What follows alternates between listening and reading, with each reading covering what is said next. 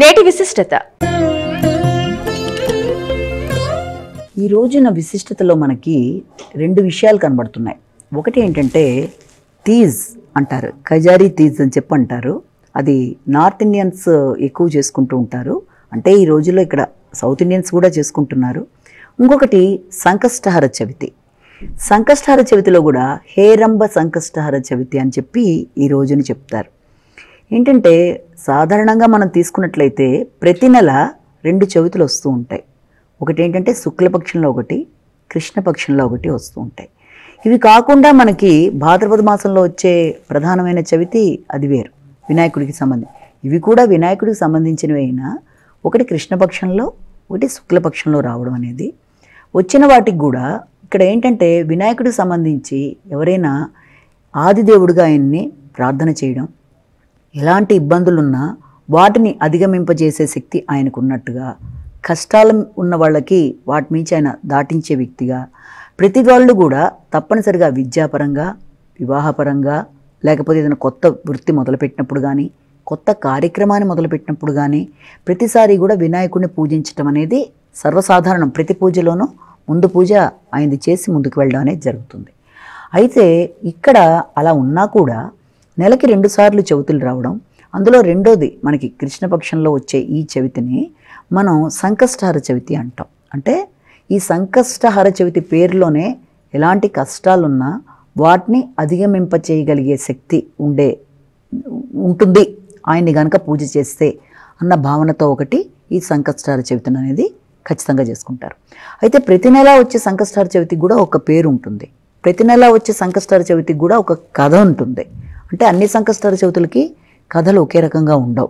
అంటే ఈసారి మామూలుగా శ్రావణ మాసంలో వచ్చే సంకష్టహర చవితికి సాధారణంగా హేరంబ సంకష్టహర చవితి అంటారు.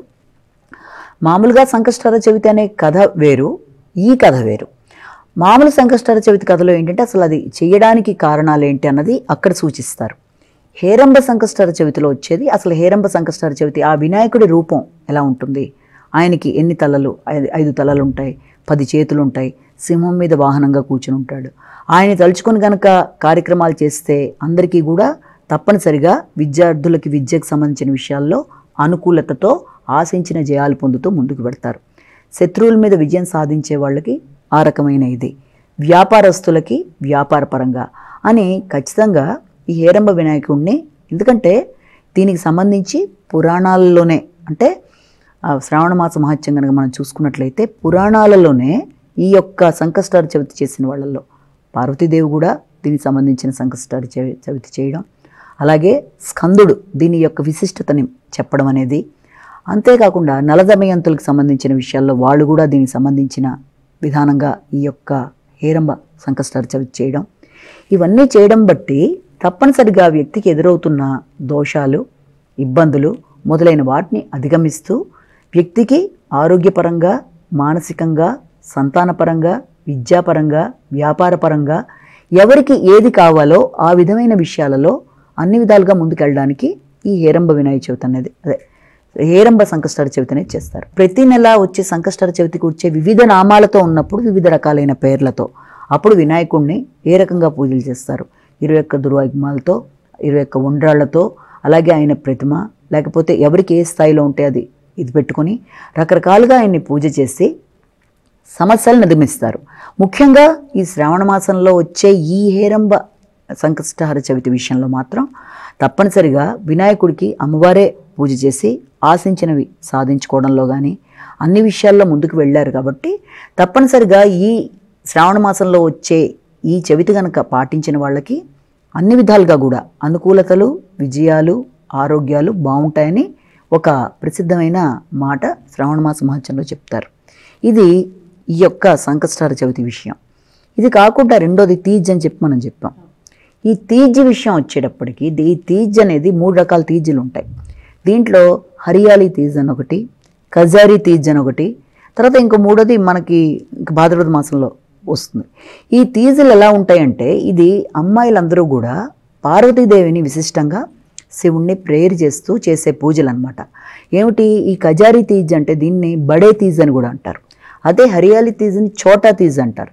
ఈ తీజ్ యొక్క వ్యవహారం ఏంటంటే మొదటిసారి వచ్చిన హరియాలి తీజ్ వీట్లల్లో అమ్మాయిలకి వాళ్ళ పుట్టింటి నుంచి సారెలాగా రావడం, అవన్నీ వాళ్ళు ఉపయోగించుకోవడం, ఆ మెహందీలు ఇవన్నీ పెట్టుకొని ఆటపాటలతో మొత్తానికి అమ్మవారిని పూజ చేయడం. ఈ కజారి తీజ్ విషయం వచ్చేప్పటికీ ఇక్కడ ఉపవాసాలు ఉండడం ఉదయం నుంచి సాయంత్రం దాకా.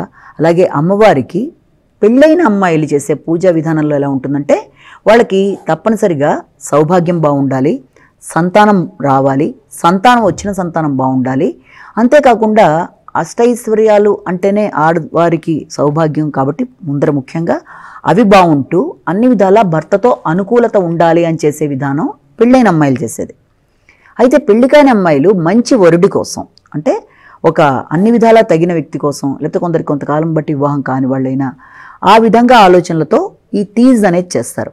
దీనికి వాళ్ళు స్పెషల్గా వాడేది ఏంటంటే సత్తు అనేది కూడా ఒకటి వాడుతూ ఉంటారు. అందులో నెయ్యి, పంచదార, శనగపిండి ఇలాంటి వేయించినవి ఇవి కలిపి చేయడం అనేది, ఇవి దేవుడికి పెట్టడం అనేది, సాయంత్రం దాకా ఉపవాసాలు ఉంటూ అలాగే ఆటపాటలు, వినాయకుడికి ప్రథమ పూజ చేసుకొని ఆ తర్వాత అమ్మవారికి పూజ.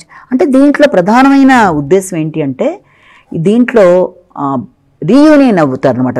మన యొక్క శివపార్వతులు కలిసి ఇక్కడ వివాహానికి ఆవిడ ఎంతో, అది పురాణాల్లో కథ కూడా తీసుకుంటే ఆవిడ ఎంతో కాలం ఆయనతో వివాహం కోసం ఆవిడ పూజలు చేసినా ఆయన తొందరగా ఒప్పుకోనప్పుడు అనేక సంవత్సరాలు కష్టంగా పూజ చేసి మొత్తానికి ఆయన భర్తగా పొందుతుంది ఆవిడ. కొన్ని చోట్ల 108 సంవత్సరాలను అలా రాశారు. కానీ విధానం ఏంటంటే మాత్రం అతి కఠోరమైన తపస్సు చేసి ఆయన్ని భర్తగా ఆవిడ పొందినట్టుగా. ఇక అలా కాకుండా మామూలు విధానాల్లో అంటే ఆ వ్రత కథ తీసుకున్నా లేకపోతే ఆ వ్రత విశేషాల్లో తీసుకున్నా దీంట్లో మళ్ళీ మనకి కొందరు వేప చెట్టుని పూజ చేస్తారు, దానికి సంబంధించిన కథలు కొన్ని. అలా కాకుండా మామూలుగా ఇంకా వ్రత కథను తీసుకున్నట్లయితే ఈ పూజలో ముఖ్యంగా ఆడవారందరికీ కూడా పుట్టింటి నుంచి సారీ టైప్లో ఇందాక చెప్పాను కదా ఆ టైప్లో వస్తాయి. అంటే ఆ రోజున వాటిని వాళ్ళు అలంకరించుకొని, అది వస్త్రాలైనా అంటే కాటుక, బొట్టు ఇవన్నీ కూడా ముఖ్యమైన వస్తువులన్నీ వస్తాయి. అవన్నీ కూడా వాళ్ళు తెచ్చుకొని వాటిని అలంకరించుకొని కొన్నిటితో పూజ చేసుకోవడం. కొందరు ఏంటంటే ఆ పూజలో బార్లీ, గోధుమలు ఇలాంటి ఐటమ్స్ కూడా కలిపి ప్రసాదంలో తయారు చేస్తారు, సత్తు ఇవన్నీ. ఇలాంటివన్నీ కూడా మొత్తానికి ఏది ఏమైనా పూలైనా పళ్ళైనా పుష్పాలతో పాటు సమానంగా ఏదైనా శృంగార వస్తువులు అంటే ఏంటి, మనకి ఏదైనా పెర్ఫ్యూమ్స్ లాంటివి మొత్తం అమ్మాయిలకి మెహందీ దగ్గర నుంచి, గాజుల దగ్గర నుంచి, పసుపు కుంకాలు, బొట్లు అన్నీ వస్తాయి. అయితే అవన్నీ కూడా వీళ్ళకి వచ్చినప్పుడు దాన్ని వీళ్ళు ఉపయోగించుకొని ఆ పూజ చేసుకుంటారు. అంటే పుట్టింటి నుంచి వచ్చింది అన్న భావనలో. కథలో ఏంటంటే అలా పుట్టింటి నుంచి వచ్చే సందర్భంలో ఒక బ్రాహ్మణ స్త్రీ చేద్దాం అనుకుంది ఆ పూజ. కానీ ఆమెకి పుట్టింటి నుంచి అంటే వాళ్ళు లేని కారణానో మరి అవి రాకపోయినా కూడా ఖచ్చితంగా ఈ పూజ చెయ్యాలి అన్న భావనతో ఆమె భర్తను అడుగుతుంది, నేను ఎలాగన్నా ఈ పూజ చెయ్యాలి అని భావిస్తున్నాను. అంటే భర్త చాలా ఆయన దగ్గరే ఉండవు, లేకపోయినా కూడా భార్య కోరికని కాదు అనలేక అలా అని చెప్పి తను చేయలేక బీద వ్యక్తి కాబట్టి ఏదైతే అదైందని చెప్పి ఆ రోజు రాత్రి ఒక షాపులో అంటే కిరాణా షాపులోకి వెళ్ళి ఆయన ఏదో రకంగా సాధిద్దాం అనుకుని ప్రయత్నం చేసుకుని లోపలికి వెళ్ళినా కూడా ఆయన ఆ పని చేయలేకపోతారు. ఈ లోపల షాపు మూసివేస్తారు, కిరాణా షాప్ సమయం అయిపోయిందని. మూసివేసిన తర్వాత వెంటనే అక్కడ ఒకానొక వ్యక్తి ఈ వ్యక్తిని గమనించి, అంటే షాపులో పనిచేసే ఒక పిల్లవాడు ఇతను దొంగతనానికి వచ్చాడు అని ఇతని మీద ఆ యొక్క వ్యాపారికి చెప్తే, వ్యాపారి వచ్చి అన్ని విధాలా తనిఖీ చేస్తే ఒంటి మీద ఏమీ ఉండవు. మరి అలాంటప్పుడు నువ్వు ఎందుకు వచ్చినట్టు, ఏం చేస్తున్నావు అంటే అతను ఉన్నమాట చెప్తాడు. ఈ రోజున ఈ తీజ్ పండగ సందర్భంగా నా భార్య కోరుకుంది, నేను ఏదైనా చేద్దామనే ఉద్దేశంతో అయితే లోపలికి వచ్చాను కానీ చేయలేకపోయాను నేను అని కొంత బాధను వ్యక్తపరుస్తాడు. అప్పుడు అతను ఏం చేస్తాడు, అప్పుడే రాత్రి అయిపోతుంది, అంటే రాత్రులు చేసే కార్యక్రమాలు ఇవన్నీ, అంటే కజారి తీజ్లో చేసే ఆ డ్యాన్సులు కానీ, ఆ పాటలు కానీ, జానపదాలు కానీ, ఇవి వెంటనే ఏం చేస్తాడంటే ఆ వ్యాపారి ఆ కావలసిన వస్తువులన్నీ తనే ఇచ్చి, ధనాన్ని కూడా కొంత ఇచ్చి, నువ్వేమీ బాధపడుకొని వాళ్ళకి కావలసిన పూజా ద్రవ్యాలు, వస్తువులు, వస్త్రాలు, ఆభరణాలు, ధనం ఈ సంవత్సరమే కాదు ప్రతి సంవత్సరము నేను ఇస్తాను, నీ భార్యకి నేను ఒక అన్నగా నన్ను భావించి మీరు తీసుకొని పుట్టింటిల్లా భావించండి అని చెప్పి పాపం ఆయన ఇచ్చి పంపిస్తాడు. అది తీసుకొని వెళ్ళి వాళ్ళు చాలా చక్కగా చేసుకుని అన్ని విధాలుగా కూడా అభివృద్ధి చెందుతారు. అంటే ఈ వ్రతకథ ఇది చెప్పుకొని అక్షంతలు వేసుకొని అమ్మాయిలు వ్రతకథని కంప్లీట్ చేసుకుంటారు. ఇది ఒక విధానం. ఇది ముఖ్యంగా బీహార్ ఒకటి, తర్వాత మనకి మధ్యప్రదేశ్, తర్వాత మిర్జాపూర్ అని చెప్పి అక్కడ, తర్వాత దీంతో పాటుగా మనకి వారణాసి మొదలైన ప్లేసెస్లో ఎక్కువ, రాజస్థాన్ ఈ ప్లేసెస్ చేస్తారు. చేసిన అది ఇక్కడ కూడా ఈ మధ్యకాలంలో చాలామంది చేసుకుంటున్నారు. అంటే ఉత్తర భారతదేశ దక్షిణ భారతదేశం అంటే ఎవరు చేసినా, అక్కడ చేసినా ఇక్కడ చేసినా, పేర్లు వేరైనా, విధానాల్లో మార్పులు కనబడ్డా అందరి యొక్క మెయిన్ ఉద్దేశం ఏంటి అంటే అమ్మవారికి సంబంధించి పూజ చేయడం, అమ్మవారి అనుగ్రహంతో వ్యక్తులు అన్ని విధాలుగా ముందుకెళ్ళడానికి, అష్టైశ్వర్యాలు లభించడానికి, సంతాన సౌభాగ్యానికి ఇది చాలా అవసరం అవుతుందని చెప్పి